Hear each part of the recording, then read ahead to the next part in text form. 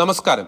ക്രൈസ്തവ സമുദായം നേരിടുന്ന വിവിധങ്ങളായ പ്രശ്നങ്ങളും പ്രതിസന്ധികളും ചർച്ച ചെയ്യുവാനായി ഷെക്കേന ഒരുക്കുന്ന ചർച്ചാവേദി ഫയർ റൂമിലേക്ക് സ്വാഗതം. ഇന്ന് ഷെക്കേന ഫയർ റൂം ചർച്ചയ്ക്കെടുത്തിരിക്കുന്ന വിഷയം ഈ കഴിഞ്ഞ ദിവസം ബഫർ സോണുമായി ബന്ധപ്പെട്ട് സുപ്രീം കോടതി നൽകിയ ഒരു വിധിയെക്കുറിച്ചാണ്. സംരക്ഷിത വന മേഖലയുടെ അതിർത്തിയിൽ നിന്ന് 1 കിലോമീറ്റർ പരിധിയിലുള്ള പ്രദേശങ്ങൾ പരിസ്ഥിതി ലോല പ്രദേശമായി നിർബന്ധിത ബഫർ സോണായി സുപ്രീം കോടതി വിധിച്ചിരിക്കുന്നു. 29.65% വനവിസ്തൃതിയുള്ള ദേശീയ ശരാശരിയേക്കാൾ ഇരട്ടിയിലേറെ ജനസാന്ദ്രതയുള്ള കേരളത്തിൽ ഈ ഒരു വിധി വളരെയധികം ആശങ്കകൾക്കാണ് വഴിവെച്ചിരിക്കുന്നത്. മലയോര മേഖലയിൽ പ്രത്യേകിച്ച് ക്രൈസ്തവ ഭൂരിപക്ഷ മേഖലകളിലെല്ലാം ജനങ്ങൾ വളരെയധികം ഭീതിയിലാണ്. അതുകൊണ്ട് തന്നെയാണ് ഷെക്കേന ഫയർ റൂം ഇന്ന് ഈ വിഷയം ചർച്ചയ്ക്കെടുത്തിരിക്കുന്നത്.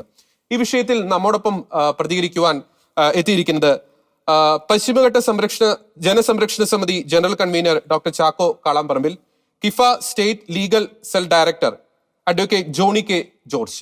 രണ്ടുപേർക്കും ഷെക്കേന ഫയർ റൂമിലേക്ക് സ്വാഗതം. ആദ്യം ഡോക്ടർ ചാക്കോ കാളാമ്പറമ്പിൽ, നമുക്കറിയാം രാജസ്ഥാനിലെ ഒരു വന്യജീവി സങ്കേതവുമായി ബന്ധപ്പെട്ട ഒരു കേസിലാണ്, ജാം വരാഗഡ് വന്യജീവി സങ്കേതവുമായി ബന്ധപ്പെട്ട ഒരു ഖനനവുമായി ബന്ധപ്പെട്ട കേസിലാണ് സുപ്രീം കോടതി ഈ ഒരു ഉത്തരവ് പുറപ്പെടുവിച്ചിരിക്കുന്നത്.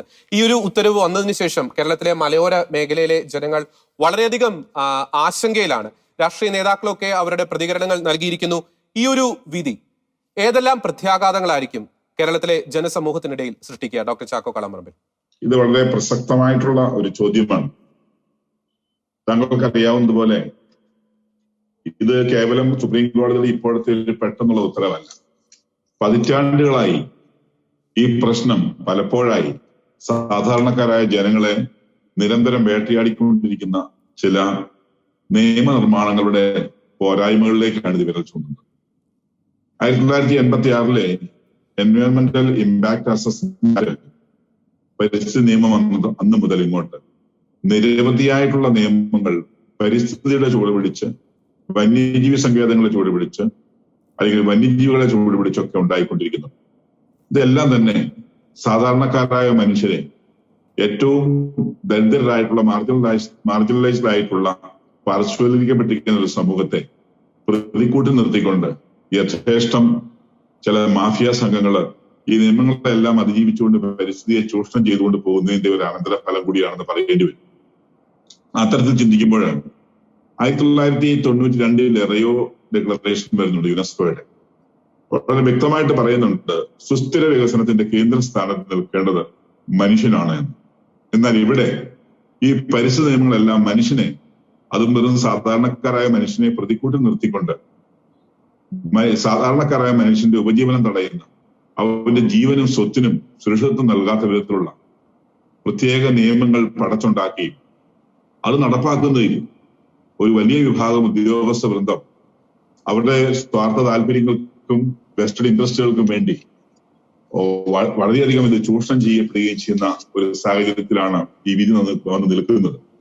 കേരളത്തിന്റെ കേസിൽ തന്നെ എടുക്കുകയാണെങ്കിൽ നമുക്കറിയാം, കേരളത്തിൽ ഏകദേശം 16 വന്യജീവി സങ്കേതങ്ങളുണ്ട്, 5 ദേശീയ ഉദ്യാനങ്ങളുണ്ട്, 2 കടുവാ സങ്കേതങ്ങളുണ്ട്.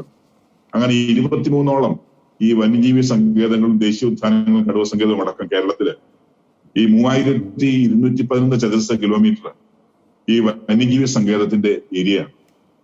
അതിനു ചുറ്റും ഈ വന്യജീവി സങ്കേതങ്ങളുടെ അതിർത്തിയിൽ വരുന്ന ഫോറസ്റ്റിന്റെ അതിർത്തിയിൽ നിന്ന് 1 കിലോമീറ്റർ ദൂരമുള്ള പ്രദേശങ്ങള് ഇത്തരത്തിലുള്ള ഇക്കോ സെൻസിറ്റീവ് സോൺ അല്ലെങ്കിൽ ബഫർ സോൺ ആയി പ്രഖ്യാപിക്കുമ്പോൾ കേരളത്തിൽ അത് ഏകദേശം 4 ലക്ഷം ഏക്കർ ഭൂമി, കൃഷിഭൂമി, കർഷകരുടെ ഭൂമി, സാധാരണക്കാരന്റെ കിടപ്പാടമടക്കം ഇത്തരത്തിലുള്ള ബഫർ സോണിൽ പെട്ടുപോവുകയും കാര്യമായ ഒരു നിർമ്മാണ പ്രവർത്തനം സാധ്യമാകാതെ സാവധാനത്തിൽ വന്യജീവികളെ കൊണ്ട് അവരെ കുടിയിറക്കത്തക്ക വിധത്തിലുള്ള സംവിധാനത്തിലേക്ക് രൂപപ്പെടുകയും ചെയ്യും.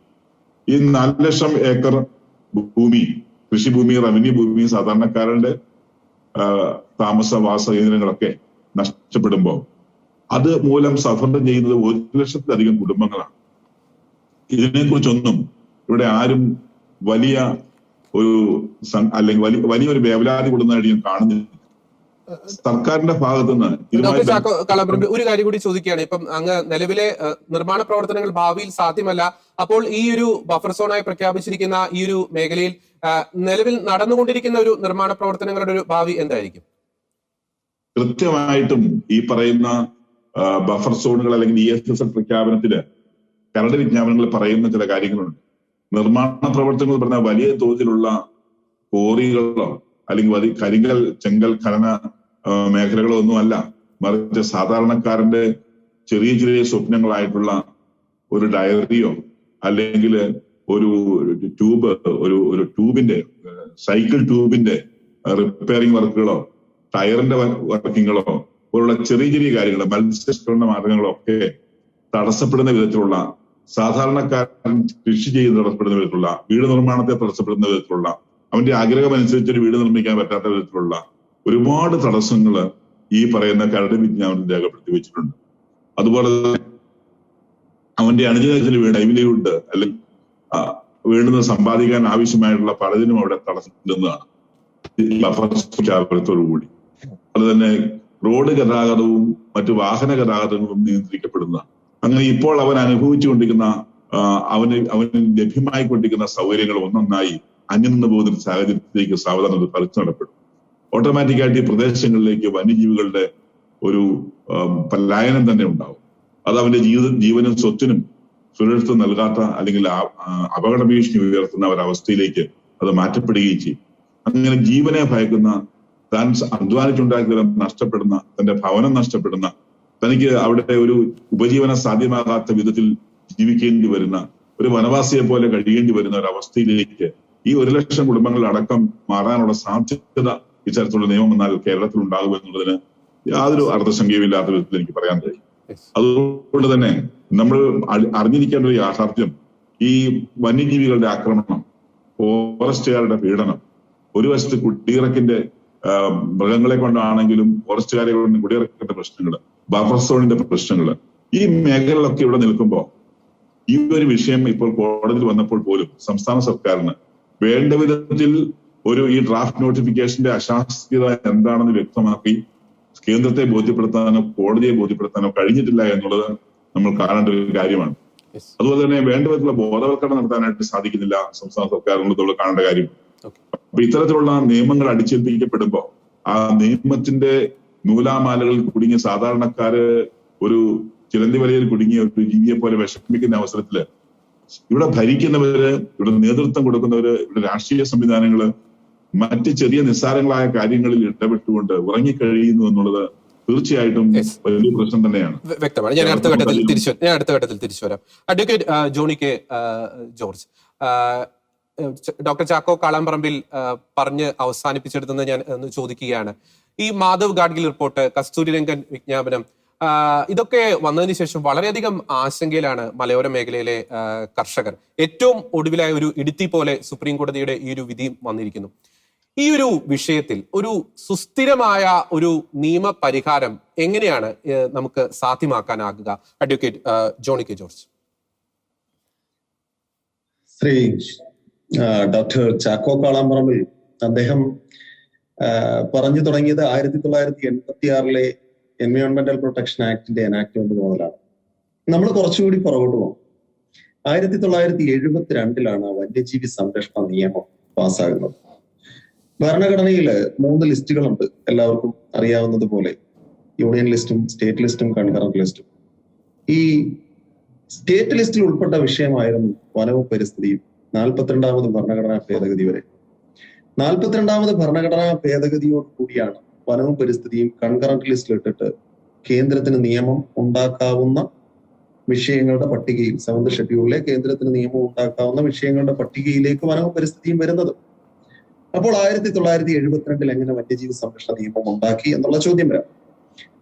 ഭരണഘടനയുടെ 252ാം അനുച്ഛേദം, അതായത് ആർട്ടിക്കിൾ 252 ഇൻവോക്ക് ചെയ്യുന്നത് അടിയന്തര സാഹചര്യങ്ങളിൽ സംസ്ഥാനത്തിന് നിയമം ഉണ്ടാക്കാൻ പറ്റുന്ന വിഷയങ്ങളിൽ കേന്ദ്രത്തിന് നിയമം ഉണ്ടാക്കാൻ വേണ്ടിയിട്ട് കൊടുക്കുന്ന പ്രത്യേക പ്രൊവിഷൻ ഉപയോഗിച്ചുണ്ടാക്കിയതാണ് 1972 വന്യജീവി സംരക്ഷണ നിയമം.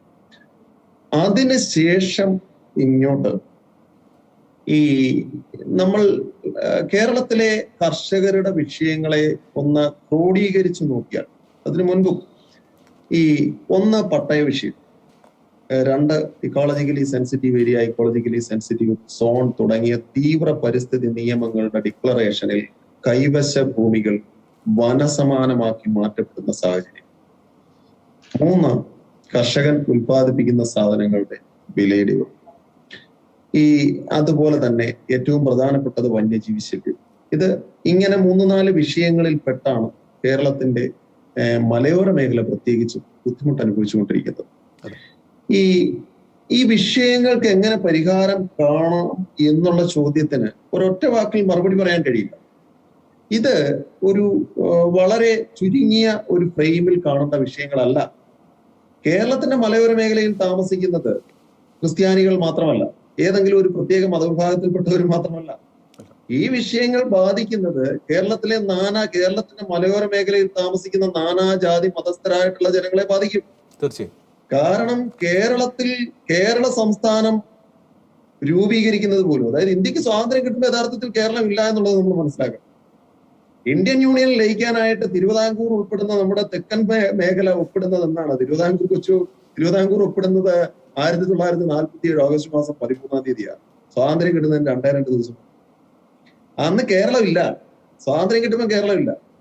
ഇന്ത്യൻ ഭരണഘടന നിലവിൽ വരുന്ന സമയത്ത് കേരളമില്ല. കേരളം ഉണ്ടാകുന്നത് എന്നാണ് 1956 നവംബർ മാസം 1-ാം തീയതിയാണ്.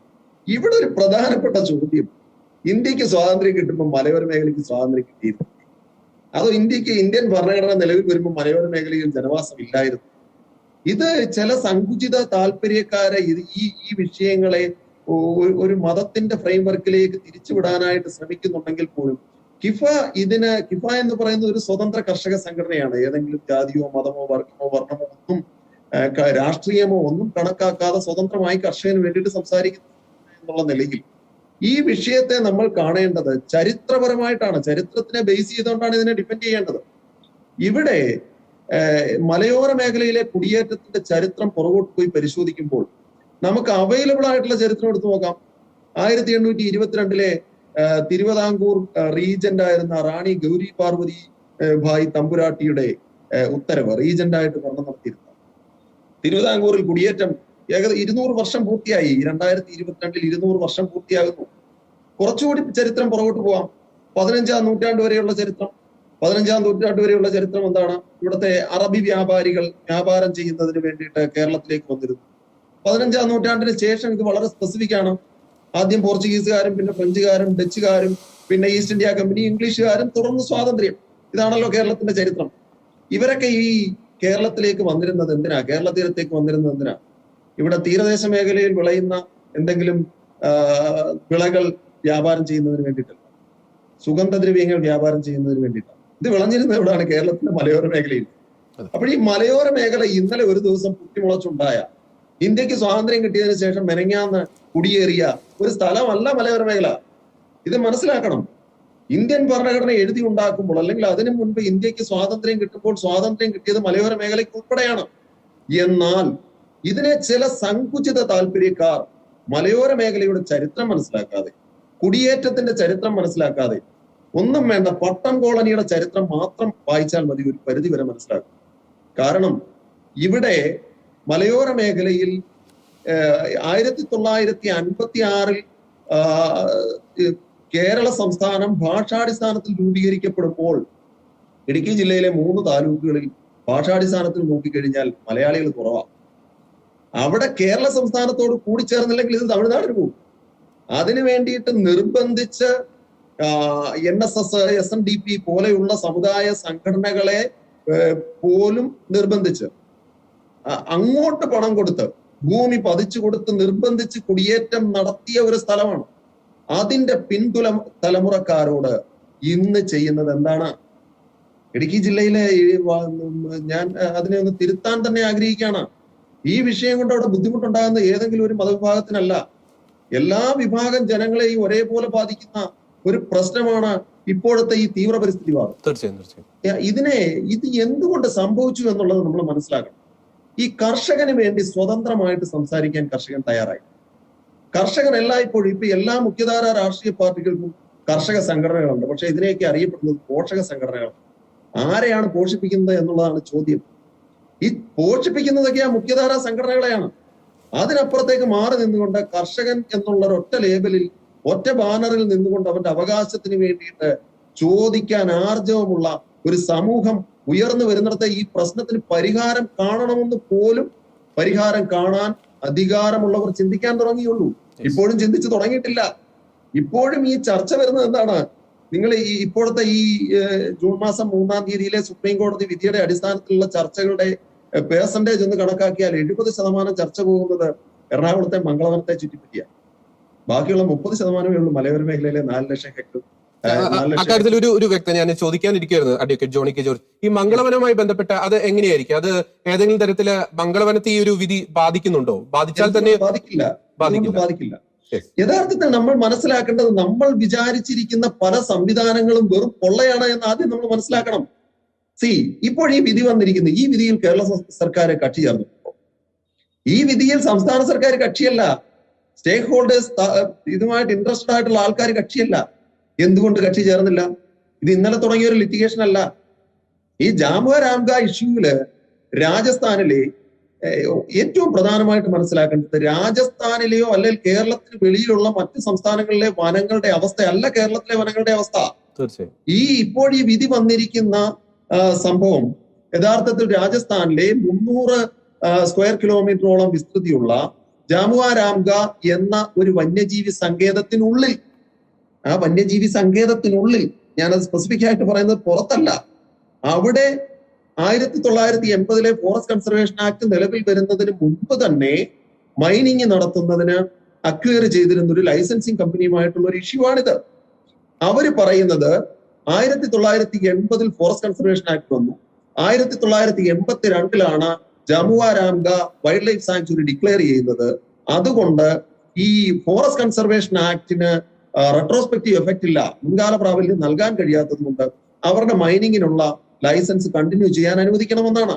പക്ഷെ ഇവിടെ സുപ്രീം കോടതി ഏറ്റവും പ്രധാനമായിട്ട് മനസ്സിലാക്കേണ്ടത്, ഈ 9/5/2002 തീയതിയിൽ ഒരു സെൻട്രൽ എംപവേർഡ് കമ്മിറ്റിയെ നിയോഗിക്കുകയാണ്. യഥാർത്ഥത്തിൽ സെപ്പറേഷൻ ഓഫ് പവേഴ്സിന്റെ വലിയ വിഷയമുണ്ട്. അതൊക്കെ ഈ ഒരു സാധാരണക്കാരന് ഡൈജസ്റ്റ് ആകുന്ന വിഷയങ്ങളല്ല, അല്പം നിയമപരമായ വിഷയങ്ങളാണ്. എന്നാൽ ഇത് പറയാതെ പോയാൽ ഇതിന്റെ ക്ലാരിറ്റി കിട്ടുകയുമില്ല. ഇവിടെ 9/5/2002 തീയതിയിൽ സുപ്രീം കോടതി നേരിട്ട് എൻവയോൺമെന്റൽ പ്രൊട്ടക്ഷൻ ആക്ടിന്റെ സെക്ഷൻ 3 സബ് ക്ലോസ് 3 അനുസരിച്ചുകൊണ്ട് ഒരു കമ്മിറ്റിയെ നിയോഗിക്കുന്നു, സെൻട്രൽ എംപവേർഡ് കമ്മിറ്റി. ഈ കമ്മിറ്റിക്ക് നിലവിലുള്ള എക്സിക്യൂട്ടീവിന്റെ ഏതെങ്കിലും സംവിധാനവുമായിട്ട് ഒരു ബന്ധവുമില്ല. ഇതൊരു സ്വതന്ത്ര കമ്മിറ്റിയാണ്. ആ സ്വതന്ത്ര കമ്മിറ്റി റിപ്പോർട്ട്, അതിന്റെ ഉത്തരവാദിത്തങ്ങൾ എന്താണെന്ന് ചോദിച്ചാൽ 4 ഉത്തരവാദിത്തങ്ങളാണ് ഏൽപ്പിച്ചു കൊടുത്തത്. 1 removal of encroachment, 2 implementation of working plans, 3 compensatory afforestation, പിന്നെ ഈ പ്ലാന്റേഷനുമായിട്ടുള്ള വിഷയങ്ങൾ എങ്ങനെ ഒരു കൺസർവേഷൻ മെത്തേഡിലേക്ക് കൊണ്ടുവരാം. ഈ വിഷയങ്ങളിൽ CEC കാലാകാലങ്ങളിൽ റിപ്പോർട്ട് കൊടുത്തുകൊണ്ടിരുന്നു. അങ്ങനെ റിപ്പോർട്ട് കൊടുത്തുകൊണ്ടിരുന്നിട്ട് ഈ CEC പറയുന്നതാണ് ഈ നാടിന്റെ അവസ്ഥ എന്നുള്ള രീതിയിലേക്ക് വന്നു. അങ്ങനെ CEC 20/11/2003 തീയതിയിൽ ജാമുവ രാംഗ സങ്കേതത്തെ പറ്റി ഒരു റിപ്പോർട്ട് കൊടുത്തു. ഇതിന്റെ എക്കോളജി കംപ്ലീറ്റ്ലി നശിച്ചിരിക്കുന്നു, മൈനിങ് പ്രശ്നമാകുന്നു, ഇതിന്റെ ഉള്ളിലെ മൈനിങ് നിരോധിക്കണം, ഇങ്ങനെയുള്ള വിഷയങ്ങളെ സംബന്ധിച്ച് ചില നിർദ്ദേശങ്ങൾ കൊടുക്കുന്നു. ആ നിർദ്ദേശങ്ങൾ നിയമമായി വെളിയിലേക്ക് വരികയാണ്. എന്നാൽ ഇങ്ങനെ അപകടകരമായ അവസ്ഥയിൽ അതിനെ തുടർന്ന്, അപ്പോൾ ഇതിന് മുൻപൊരു റിപ്പറ്റീഷൻ ഉള്ളത് ഏറ്റവും പ്രധാനമായിട്ട് ശ്രദ്ധിക്കേണ്ടത്, ഈ Godavarma Thirumulpad versus union of India എന്ന് പറയുന്ന വളരെ പ്രമാദമായ ഒരു കേസുണ്ട്. ആ കേസ് ഒരു റിട്ട് ഓഫ് മാൻഡമസ് ആണെങ്കിൽ പോലും ഇപ്പോഴും ആ റിട്ട് ക്ലോസ് ചെയ്യാതെ ലൈവായിട്ട് നിലനിർത്തിക്കൊണ്ടിരിക്കുകയാണ്. 2017 വാദിയായിട്ടുള്ള ഈ ഗോദവർമ്മൻ തിരുവൽപ്പാട് മരണപ്പെട്ടു പോയെങ്കിൽ പോലും സുപ്രീം കോടതി തീരുമാനിച്ച് ഈ റിട്ട് ക്ലോസ് ചെയ്യേണ്ട, ഇതിങ്ങനെ തന്നെ നിലനിർത്താം. എൻവയോൺമെന്റൽ ഇഷ്യൂവുമായിട്ട് ബന്ധപ്പെട്ട് ഏത് വിഷയങ്ങൾ വന്നാലും ഈ റിട്ടുമായിട്ട് കണക്ട് ചെയ്തുകൊണ്ട് നമുക്കതിനെ പരിഗണിക്കാം. അപ്പോൾ അതിന്റെ ഒരു അപകടം എന്താണ് എന്ന് ചോദിച്ചാൽ, ഇവിടെ ഒരു തെറ്റിദ്ധരിപ്പിക്കപ്പെട്ട ഒരു പരിസ്ഥിതിവാദത്തിന്റെ ഇരകളാണ് മലയോര മേഖല. ഓക്കെ വ്യക്തമാണ്. ഞാൻ അടുത്ത ഘട്ടത്തിൽ തിരിച്ചു വരട്ടെ, ഞാൻ സമയ പരിമിതി മൂലം ഇടപെടുകയാണ്. ഡോക്ടർ ചാക്കോ കാളമ്പറമ്പിൽ, ഈ ഒരു കോടതി വിധിയുമായി ബന്ധപ്പെട്ട് ജനവാസ മേഖല ഒഴിപ്പിക്കലുമായി ബന്ധപ്പെട്ട് സംസ്ഥാന സർക്കാരിന് എംപവേർഡ് കമ്മിറ്റിയെ സമീപിക്കാം, അതിനുശേഷം കോടതിക്ക് റിപ്പോർട്ട് സമർപ്പിക്കാം. നമുക്കറിയാം, ഈ മാധവ് ഗാഡ്ഗിൽ റിപ്പോർട്ട്, കസ്തൂരി രംഗൻ, അതൊക്കെയായിട്ട് ബന്ധപ്പെട്ട് ഉണ്ടായ പാളിച്ചകൾ നമ്മുടെ മുമ്പിലുണ്ട്. ഈ ഒരു അവസരത്തിൽ പന്ത് തീർച്ചയായും ഭരണകൂടത്തിന്റെ കോർട്ടിൽ തന്നെയാണ്. അതുകൊണ്ട് ഈ റിപ്പോർട്ടുകളൊക്കെ സമർപ്പിക്കുമ്പോൾ തീർച്ചയായും ഒരു സൂക്ഷ്മത അതിൽ ഭരണകൂടം പുലർത്തേണ്ടതല്ലേ ഡോക്ടർ ചാക്കോ കാളാമ്പറമ്പിൽ? ജോജി ചോദിച്ചത് വളരെ റിലവന്റ് ആയിട്ടുള്ള ചോദ്യമാണ്. ഭരണകൂടത്തിന്റെ അവധാനത ഇല്ലായ്മയാണ് അല്ലെങ്കിൽ ബോധപൂർവമായിട്ടുള്ള എന്ന് സംശയിക്കത്തക്ക വിധത്തിലുള്ള നിലപാടുകളാണ് ഈ പറയുന്ന വിഷയങ്ങളിലൊക്കെ തന്നെ കൂടുതൽ ജനത്തെ ഭയപ്പെടുത്തുന്നത്. അപ്പം താങ്കൾ പറഞ്ഞല്ലോ കസ്തൂരിരംഗൻ റിപ്പോർട്ടിന്റെ കാര്യം. വളരെ സ്പെസിഫിക് ആയിട്ട് ഞാൻ പറയുകയാണ്, കസ്തൂരിരംഗൻ റിപ്പോർട്ടിൽ ഇപ്പൊ സംസ്ഥാനം കൊടുത്തിരിക്കുന്ന ശുപാർശ അങ്ങേയറ്റം ജനദ്രോഹപരമായിട്ടുള്ള കാര്യമാണ്. എന്തുകൊണ്ടെന്നാൽ 123 വില്ലേജുകളെ ESA ആയി പ്രഖ്യാപിക്കാനായിട്ട് തീരുമാനിച്ചു. അന്ന് ഉമ്മൻചാണ്ടി ഗവൺമെന്റിന്റെ കാലത്ത് ഉമ്മൻ കമ്മിറ്റിയെ നിയോഗിച്ച് ഒരു പഠനം നടത്തി. പഠനം നടത്തിയപ്പോൾ അവർ വനപ്രദേശത്തെ ഒഴികെ ബാക്കിയുള്ള റവന്യൂ പ്രദേശങ്ങള് അല്ലെങ്കിൽ സാധാരണക്കാരുടെ പ്രദേശങ്ങള് എല്ലാം അവർ പഠനം നടത്തി എത്രമാത്രം ഉണ്ടെന്ന് നിജസ്ഥിതി കണ്ടെത്തി.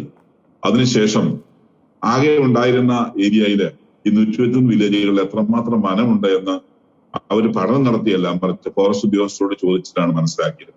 അപ്പൊ ഫോറസ്റ്റ് റെക്കോർഡ് വെച്ചുകൊണ്ട് ഒരു ഉദ്യോഗസ്ഥൻ, ഉയർന്ന ഫോറസ്റ്റ് ഉദ്യോഗസ്ഥൻ അവർക്ക് നൽകിയ വിവരം കേരളത്തിലെ 9107 ചതുരശ്ര കിലോമീറ്റർ ഫോറസ്റ്റ് ഉണ്ട്. കേരളത്തിലെ 9107 ചതുരശ്ര കിലോമീറ്റർ കേരളത്തിന്റെ മലയോര മേഖലകളിൽ അല്ലെങ്കിൽ കേരളത്തിന്റെ വെസ്റ്റേൺ ഘട്ട് മേഖലകളിൽ ഉണ്ട് എന്ന് അദ്ദേഹം പറഞ്ഞപ്പോ അത് കേരളത്തിലെ നൂറുകണക്കിന് അല്ലെങ്കിൽ ആയിരക്കണക്കിന് വില്ലേജുകളിൽ പെടുന്ന മൊത്തം വനമാണ്. പക്ഷെ ഉമ്മൻ കമ്മിറ്റി വളരെ അറിഞ്ഞോ അറിയാതെയോ ഈ 123 വില്ലേജുകളിൽ 9107 ചതുരശ്ര കിലോമീറ്റർ വനമുണ്ടെന്ന് എഴുതി റിപ്പോർട്ട് സമർപ്പിച്ചു. ഈ റിപ്പോർട്ട് കേന്ദ്രത്തിന് സമർപ്പിക്കുകയും അവരുടെ ഡ്രാഫ്റ്റ് നോട്ടിഫിക്കേഷൻ 3-4 പ്രാവശ്യം റിലീസ് ചെയ്യുകയും ചെയ്തപ്പോഴും ഈ 9107 ചതുരശ്ര കിലോമീറ്റർ വനം 123 വില്ലേജുകളിൽ ഇല്ല എന്നുള്ള യാഥാർത്ഥ്യം പലപ്പോഴും സർക്കാരിന്റെ ശ്രദ്ധയിൽപ്പെടുത്തി ഫോറസ്റ്റിൽ വരുന്ന ഉദ്യോഗസ്ഥരടക്കം പെടുത്തിയിട്ടും അത് തിരുത്താൻ തയ്യാറാകുന്നില്ല. ഇത് ബാക്കിയുള്ള കേരളത്തിലെ മുഴുവൻ ഫോറസ്റ്റിന്റെയും കൂടെ അളവാണ്, ഈ മലയോര മേഖലയുടെ മുഴുവൻ ഫോറസ്റ്റ് അളവാണ്, ഈ 123 വില്ലേജുകളുടെ അളവല്ല എന്ന് വ്യക്തമായിട്ട് ആവർത്തിച്ചു.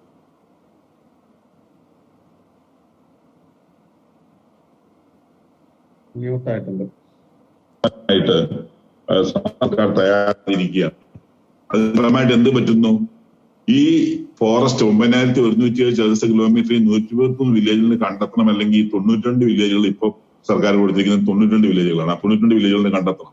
അപ്പൊ ജനവാസ കേന്ദ്രങ്ങളെ മുഴുവൻ റിസർവ് ഫോറസ്റ്റ് ആയി മാർക്ക് ചെയ്തിട്ടാണ് അവസാനത്തെ റിപ്പോർട്ട് 2018 കേന്ദ്രത്തിന് മോഡിഫൈഡ് റിപ്പോർട്ട് പോയത്.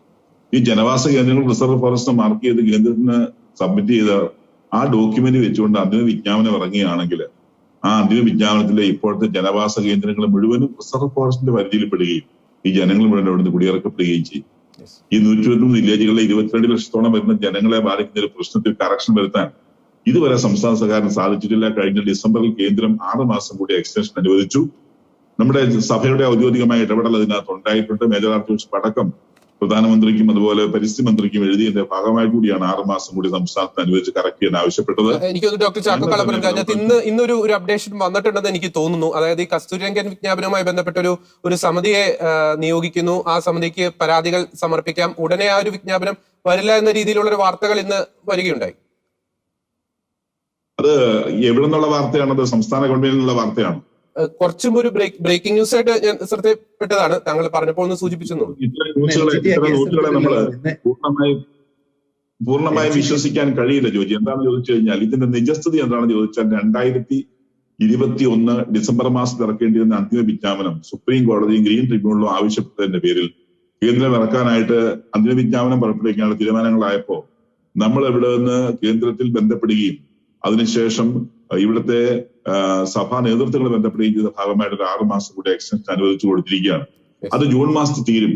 അപ്പൊ ജൂൺ മാസം തീരുന്നതിന് മുമ്പ് ഇത് പഠനം നടത്തി ഈ വിശദാംശങ്ങൾ മുഴുവൻ കറക്റ്റ് ചെയ്ത് ഓരോ വില്ലേജുകളിലെയും ജനവാസ കേന്ദ്രങ്ങളെ റിസർവ് ഫോറസ്റ്റിന് വേർതിരിച്ച് ആകെയുള്ള വനത്തിന്റെ വിസ്തൃതി 9100 കുറവാണെങ്കിൽ ആ കുറഞ്ഞ മേഖല കൃത്യമായിട്ട് കാണിക്കണമെന്ന് ആവശ്യപ്പെട്ടപ്പോ അവിടുന്ന് ഉദ്യോഗസ്ഥരടക്കം അത് സമ്മതിച്ചതാണ്. നമ്മുടെ മുഖ്യമന്ത്രിയുടെ ഓഫീസിൽ പോയി ഞങ്ങൾ തന്നെ ചർച്ച നടത്തിയതാണ്. സമ്മതിക്കുകയും അതിനുശേഷം അവർ പറഞ്ഞത്, ഈ ഉയർന്ന ഉദ്യോഗസ്ഥർ പറഞ്ഞ ഉന്നതതല കമ്മിറ്റി പറഞ്ഞത്, ഞങ്ങളൊരു കാര്യം ചെയ്യാം, ഓരോ ജില്ലകളിലും ഉള്ള വില്ലേജുകളുടെ ഉത്തരവാദിത്തപ്പെട്ടവരെ കലക്ടറുടെ നേതൃത്വത്തിൽ വിടുത്തത് കറക്റ്റ് ചെയ്യാമെന്ന് പറഞ്ഞു. ഇതുവരെ അതൊന്നും നടന്നിട്ടില്ല. ചുരുങ്ങിയ ദിവസങ്ങളിൽ ഇനി അന്തിമ വിജ്ഞാപനം ഇറക്കാനായിട്ട് കേന്ദ്ര മുമ്പിലുള്ളൂ. സംസ്ഥാന ഗവൺമെന്റ് അതിനെക്കുറിച്ച് പഠിച്ച് ജനങ്ങളെ ബോധ്യപ്പെടുത്തി കറക്റ്റ് ചെയ്ത് അത് ഇംപ്ലിമെന്റ് ചെയ്യണമെന്ന് പറഞ്ഞിട്ട് ഇതുവരെ നടന്നിട്ടില്ല. നടക്കില്ലോ എന്ന് എനിക്ക് അറിഞ്ഞുകൂടാ. നടന്നാൽ നല്ല കാര്യമെങ്കിൽ നീക്കമുണ്ടെങ്കിൽ അത് അതായത് പുതിയ സമിതിയെ കേന്ദ്രം നിയോഗിച്ചു എന്നുള്ളൊരു വാർത്തയാണ് വരുന്നത്. അതായത് മുൻ വനമന്ത്രാലയം DG സഞ്ജയ് കുമാർ IFS അധ്യക്ഷനായ 3-അംഗ സമിതി പരാതികളുമായി ബന്ധപ്പെട്ട് സമിതിയുടെ റിപ്പോർട്ട് കൂടി പരിഗണിച്ച ശേഷം മാത്രമായിരിക്കും ഈ കസ്തൂരിരംഗ വിജ്ഞാപനവുമായി ബന്ധപ്പെട്ട തുടർ നടപടി. കുറച്ചു മുമ്പ് വന്നൊരു ന്യൂസ്, ഞാനൊരു അപ്ഡേഷൻ തന്നുള്ളൂ. ഞാൻ ആ ന്യൂസിന്റെ വിശദാംശങ്ങൾ മനസ്സിലാക്കിയിട്ടില്ല, അതുകൊണ്ട് ഇതിനെക്കുറിച്ച് ഞാൻ ഇപ്പൊ കമന്റ് ചെയ്യുന്നില്ല. ഞാൻ പറഞ്ഞു വരുന്നത് രണ്ടാമത്തെ വശം ഇതാണ്. ഇപ്പൊ ഇവിടെ സൂചിപ്പിച്ചതുപോലെ ESA ഇക്കോളജിക്കൽ സെൻസിറ്റീവ് ഏരിയ ഈ മാധവ് ഗാഡ്ഗിൽ കസ്തൂരിരംഗൻ റിപ്പോർട്ടിന്റെ ഭാഗമായി ബഫർ സോണുമായി ബന്ധപ്പെട്ട ESS ഇക്കോളജിക്കലി സെൻസിറ്റീവ് സോൺ, അതുപോലെ സാധാരണക്കാരന്റെ ഭൂമി EFL അനുസരിച്ച് ഇക്കോളജിക്കലി ഫ്രജൈൽ ലാൻഡ്സിന്റെ റൂൾ അനുസരിച്ചുകൊണ്ട് കേരളത്തിൽ മാത്രമുള്ള ഒരു സംവിധാനമാണത്. ഏകദേശം 40,000-ഓളം കുടുംബങ്ങൾ ഇന്ന് അന്യം വന്നു പോയിരിക്കുന്ന ഒരു അവസ്ഥയുണ്ട്. അവന്റെ ഭൂമി സ്വന്തമായിട്ട് എല്ലാം മതിയായ രേഖകളോടെ കൈവശം വെച്ചിരിക്കുന്ന ഭൂമിയും വീടും പിടിച്ചെടുത്ത് പരിസ്ഥിതിലോല മേഖലയാണെന്ന് പ്രഖ്യാപിച്ചിട്ട് അവരെ ഇറക്കി വിട്ട 40,000-ഓളം കുടുംബങ്ങൾ വിഷമിക്കുന്നുണ്ട്. കേരളത്തില് ഒരു 10 പൈസ കോമ്പൻസേഷൻ പോലും കൊടുക്കാതെ ഈ കുടുംബങ്ങളെ ഇറക്കി വിട്ടു എന്നുള്ളതാണ്. ഗവൺമെന്റ് ഒരു പ്രദേശം പരിസ്ഥിതി ദുർബലമാണെന്ന് പറഞ്ഞാൽ അവർക്ക് അത് ഏറ്റെടുക്കാം. പക്ഷെ ഏറ്റെടുക്കുമ്പോൾ 2 ഓപ്ഷൻ ഉണ്ട് അതിന്റെ നിയമത്തിൽ. എനിക്ക് തോന്നുന്ന വക്കീലിന് അഡ്വക്കേറ്റിന് കൂടുതൽ കൃത്യമായിട്ട് അറിയാം. ഈ 2 ഓപ്ഷനിൽ ഒന്നാമത്തത് അവർക്ക് കോമ്പൻസേഷൻ കൊടുത്തുകൊണ്ട് എടുക്കാൻ, രണ്ടാമത് അവർക്ക് ഒരു കോമ്പൻസേഷൻ കൊടുക്കാതെ എടുക്കുകയും ചെയ്യാം. കേരളത്തിൽ എടുത്തിരിക്കുന്ന മുഴുവൻ EFL ലാൻഡുകളും 10 പൈസ പോലും ഈ സ്റ്റേക്ക് ഹോൾഡേഴ്സിന് അല്ലെങ്കിൽ ഇരകൾക്ക് കൊടുക്കാതെയാണ് സർക്കാർ പിടിച്ചെടുത്തിരിക്കുന്നത്. കേരളത്തിലെ മാത്രം ഒരു നിയമമാണ്, മറ്റൊരു സംസ്ഥാനത്തുമില്ല. അങ്ങനെ ESA ആയാലും ESS ആണെങ്കിലും EFL ആണെങ്കിലും ബഫർ സോൺ കേസുകളിലും എല്ലാം ജനങ്ങളെ ബുദ്ധിമുട്ടിക്കുന്ന വിധത്തിലാണ്. ഇപ്പൊ ESSന്റെ കേസിലേക്ക് വരിക, ഇപ്പോഴത്തെ ബഫർ സോണിന്റെ കേസ്. ഞാൻ ഒരു കാര്യം വ്യക്തമായിട്ട് പറയാം. ഒരു വൈൽഡ് ലൈഫ് സാങ്ച്വറി എന്ന് പറയുന്നത് പലപ്പോഴും ഒരു റിസർവ് ഫോറസ്റ്റിന് നടുക്കായിരിക്കും. ഉദാഹരണത്തിന് ഇപ്പൊ മലബാർ വൈൽഡ് ലൈഫ് സാങ്ച്വറി 74 ചതുരശ്ര കിലോമീറ്ററാണ് അതിന്റെ വിസ്തൃതി. പക്ഷേ ഈ Malabar wild life sanctuary Malabar western reserve ഫോറസ്റ്റിന്റെ മധ്യത്തിൽ കിടക്കുന്ന ഒരു പ്രദേശമാണ്. അപ്പൊ ഈ വെസ്റ്റേൺ ഫോറസ്റ്റ് ഒരുപക്ഷെ 100 ചതുരശ്ര കിലോമീറ്റർ ഉണ്ട്. ആ ഫോറസ്റ്റിന് നടുവിലാണ് ഈ വന്യജീവി സങ്കേതം. അപ്പൊ ഈ വന്യജീവി സങ്കേതത്തിന് ചുറ്റും ഫോറസ്റ്റ് ഉണ്ട്, വീണ്ടും റിസർവ് ഫോറസ്റ്റ് കിടപ്പുണ്ട്. ഈ 74 കഴിച്ച് ബാക്കിയുള്ള പ്രദേശങ്ങൾ ഈ 26 ചതുരശ്ര കിലോമീറ്റർ അവിടെ ചുറ്റുപാടും അതിന്റെ ഫോറസ്റ്റ് കിടപ്പുണ്ട്. ആ പ്രദേശത്തെയാണ് എന്താക്കേണ്ടത്? Buffer zone ആക്കേണ്ടത്.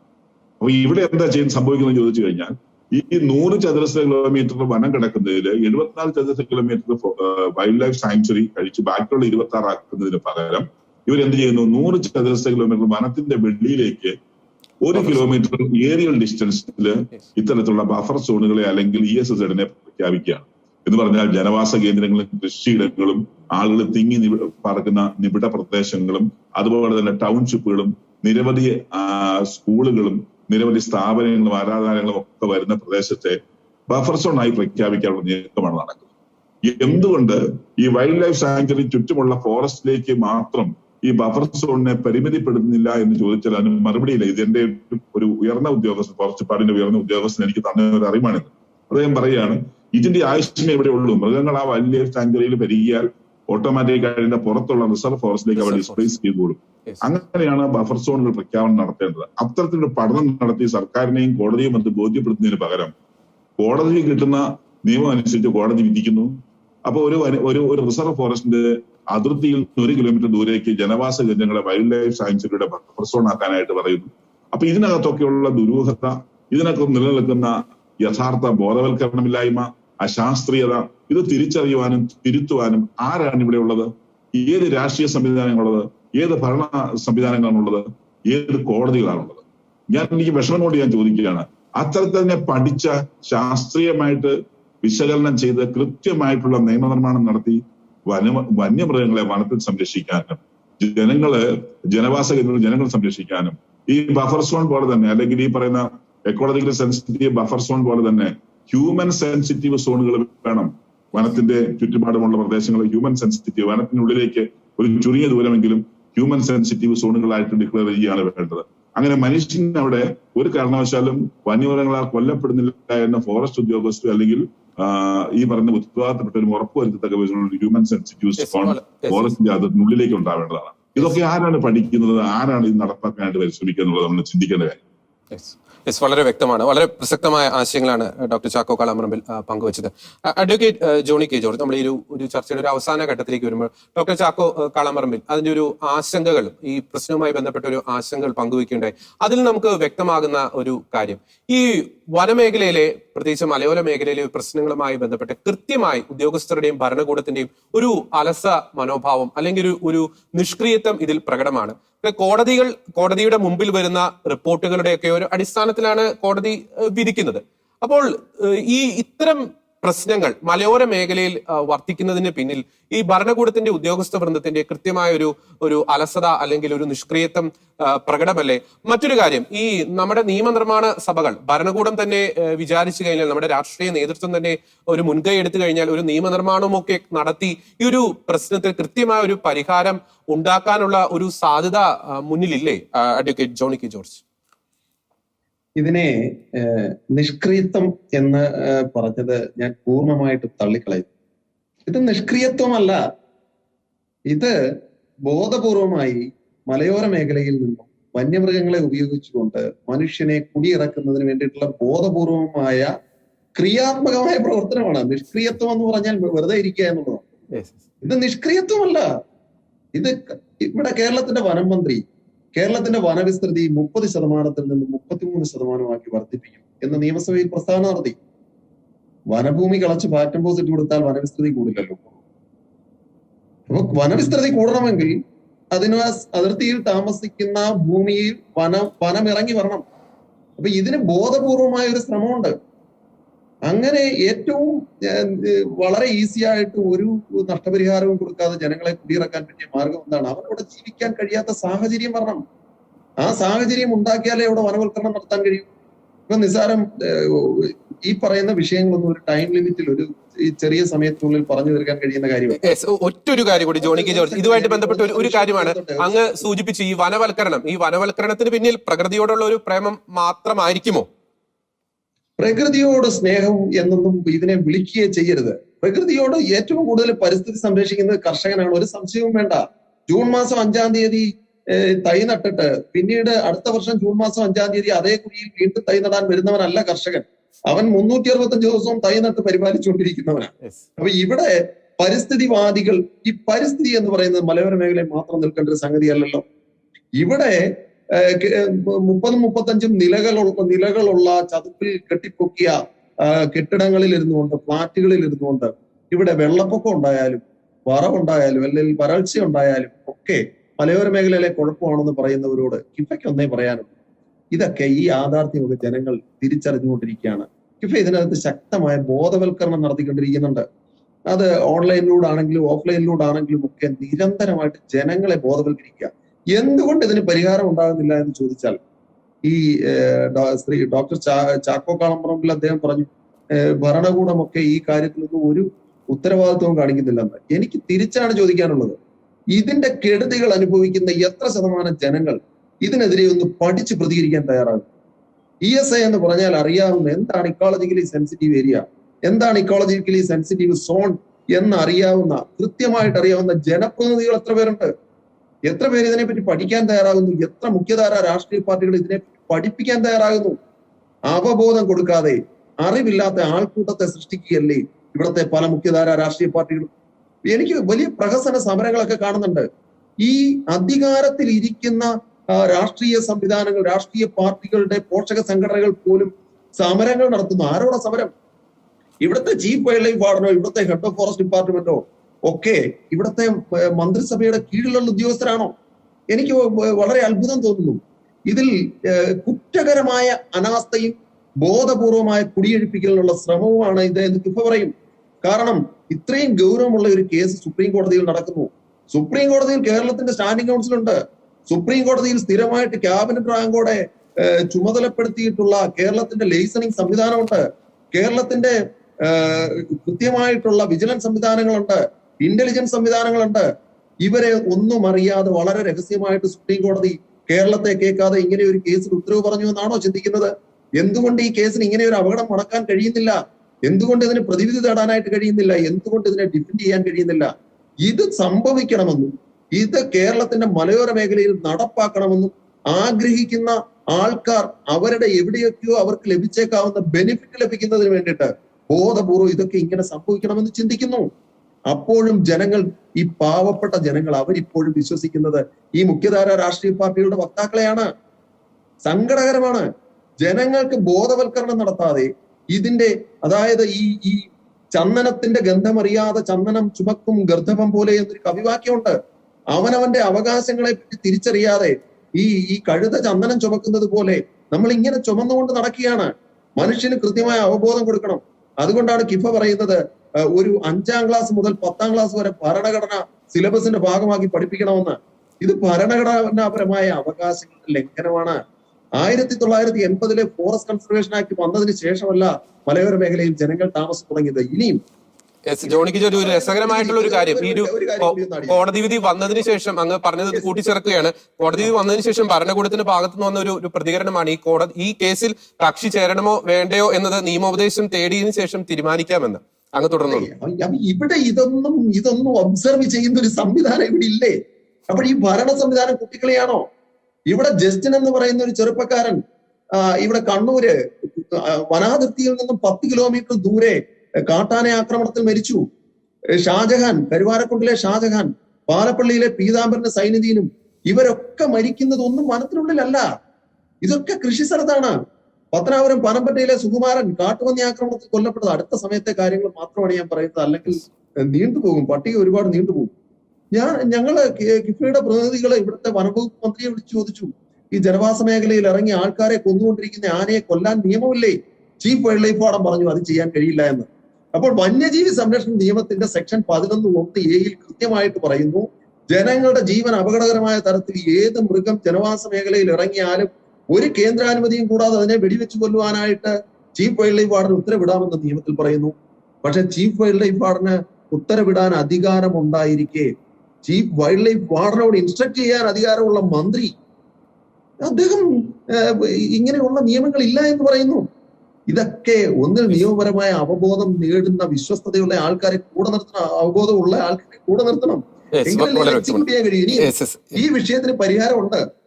ചുരുങ്ങിയ വാക്കുകൾ യഥാർത്ഥത്തിൽ ഒരു വലിയ വിഷയമാണ്. വളരെ ഈസി ആയിട്ട് ഡൈജസ്റ്റിംഗ് ഒന്നുമല്ല.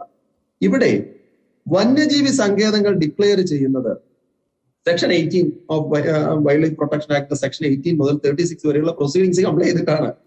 കേരളത്തിൽ വന്യജീവി സങ്കേതത്തിന്റെ വന്യജീവി സംരക്ഷണ നിയമപ്രകാരം ഡിക്ലെയർ ചെയ്യപ്പെട്ടിട്ടുള്ള ഒരൊറ്റ വന്യജീവി സങ്കേതങ്ങളും ഇല്ല എന്ന് കിഫ പറയും. ഇവിടെ പോയിട്ടുള്ളതെല്ലാം പ്രപ്പോസൽസ് മാത്രമേ ഉള്ളൂ ഇപ്പോഴും. അതായത് പ്രപ്പോസൽ സെക്ഷൻ 18 അനുസരിച്ചുള്ള പ്രപ്പോസൽ മാത്രമേ പോയിട്ടുള്ളൂ. വന്യജീവി സങ്കേതത്തിന്റെ അതിർത്തി നിശ്ചയിച്ച് പ്രപ്പോസൽ കൊടുക്കുന്നത് ആരാണ്? സ്റ്റേറ്റ് ആണ്. സ്റ്റേറ്റ് ആ പ്രപ്പോസൽ വിഡ്രോ ചെയ്താൽ എന്നിട്ട് വന്യജീവി സങ്കേതങ്ങളുടെ അതിർത്തി ഏതാണ് എന്ന് നിശ്ചയിച്ച് വനാതിർത്തികളിൽ നിന്നും 2 കിലോമീറ്റർ ഉള്ളിലേക്ക് കയറ്റി ഇതിന്റെ അതിർത്തി നിശ്ചയിച്ചു കഴിഞ്ഞാൽ ഈ വിഷയം സോൾവ് ചെയ്യാവുന്നതേ ഉള്ളൂ. ഈ പ്രപ്പോസൽ വിഡ്രോ ചെയ്താൽ പോരെ. മനസ്സിലാക്കേണ്ട ഒരു കാര്യമുണ്ട്, വനം ആണ് ഡിക്ലെയർ ചെയ്യുന്നത്, റവന്യൂ ഭൂമി അല്ല. റവന്യൂ ഭൂമിക്ക് ഡിക്ലറേഷൻ ഇല്ല. നിയമത്തിൽ ഒരിടത്ത് റവന്യൂ ഭൂമിയായിട്ട് ഡിക്ലെയർ ചെയ്യപ്പെടുന്നില്ല, എന്നാൽ വനമായിട്ട് ഡിക്ലെയർ ചെയ്യണം. ഫോറസ്റ്റ് ആക്ട് ആണെങ്കിലും വന്യജീവി സങ്കേതമാണെങ്കിലും ഫോറസ്റ്റ് ആക്ട് അനുസരിച്ചുള്ള ഡിക്ലറേഷൻ ആണെങ്കിലും വന്യജീവി സംരക്ഷണ നിയമം അനുസരിച്ചുള്ള ഡിക്ലറേഷൻ ആണെങ്കിലും ഡിക്ലെയർ ചെയ്യപ്പെടുന്നത് എന്താണ്? വനമാണ്. ആഫ്റ്റർ സെറ്റിലിംഗ് ദ സെറ്റിലേഴ്സ് എന്നാണ് നിയമം പറയുന്നത്. അവിടെ താമസിക്കുന്ന ജനവാസം ഉള്ള ആ സ്ഥലത്തെ താമസക്കാരെ സെറ്റിൽ ചെയ്തതിന് ശേഷം വേണം ഡിക്ലറേഷൻ നടത്താൻ. പിന്നെ ഈ ഭരണഘടനയിൽ ആർട്ടിക്കിൾ 300A എന്ന് പറയുന്ന ഒരു അനുച്ഛേദമുണ്ട്. എനിക്ക് സ്വത്ത് സമ്പാദിക്കാനുള്ള അവകാശം തരുന്നത് ഭരണഘടനയാണ്. ഇവിടെ ഇവിടുത്തെ ഏറ്റവും വലിയ അപകടം എന്താണ് എന്ന് ചോദിച്ചാൽ, നിയമം നിർമ്മിക്കാൻ ഭരണഘടന അവകാശം കൊടുത്തിരിക്കുന്നത് ജനങ്ങൾക്കാണ്. ജനങ്ങൾ അത് നിറവേറ്റുന്നത് ജനപ്രതിനിധികളിലൂടെയാണ്. ജനപ്രതിനിധികൾ നിയമനിർമ്മാണം നടത്തുന്നതിന് 3 ലിമ്പാണ്. ഒന്ന്, പുതിയ നിയമങ്ങൾ ഉണ്ടാക്കുക. നിലവിലുള്ള നിയമങ്ങൾ കാലഘട്ടത്തിന് അനുസൃതമായിട്ടുള്ളത് അല്ലാത്തതെങ്കിൽ അതിനെ ഉന്മൂലനം ചെയ്യുക. 3ാമത് നിയമങ്ങളിൽ ഭേദഗതി വരുത്തുക. ഇതാണ് ലെജിസ്ലേറ്റിംഗ്. ലെജിസ്ലേറ്റിംഗ് ചെയ്യണമെങ്കിൽ എന്തറിയണം? നിയമം അറിയണം. ആ നിയമത്തെ പറ്റി അവബോധമില്ലാതെ നിയമനിർമ്മാണ സഭകൾ മുന്നോട്ട് പോകുമ്പോൾ ഇവിടെ ആര് നിയമം ഉണ്ടാക്കും? അതായത് 3 കാര്യങ്ങൾ എന്ന് പറയുന്നത് എക്സിക്യൂട്ടീവ്, ലെജിസ്ലേച്ചർ, ജുഡീഷ്യറി. നിയമം നിർമ്മിക്കുന്നവൻ നിയമം വ്യാഖ്യാനിക്കാൻ പാടില്ല, നിയമം വ്യാഖ്യാനിക്കുന്നവൻ നിയമം നടപ്പിലാക്കാൻ പാടില്ല. ഇവിടെ ഇപ്പോൾ സംഭവിക്കുന്നത് എന്താണ്? നിയമനിർമ്മാണം എവിടേക്ക് പോകുന്നു? നിയമം നടപ്പിലാക്കാൻ മാത്രം നമ്മൾ വെച്ചിരിക്കുന്ന ശമ്പളത്തിന് വെച്ചിരിക്കുന്ന ഉദ്യോഗസ്ഥർ നമുക്കെതിരെ നിയമം ഉണ്ടാക്കുന്നു. ആ നിയമത്തിന് തടയിടുന്നതിനും അത് തെറ്റാണ് എന്ന് പറഞ്ഞ് തിരുത്തുന്നതിനും മതിയായ പരിശോധനകൾ നടത്തുന്നതിനും ആർക്ക് കഴിയുന്നില്ല? തിരഞ്ഞെടുക്കപ്പെടുന്നവർക്ക് കഴിയുന്നില്ല.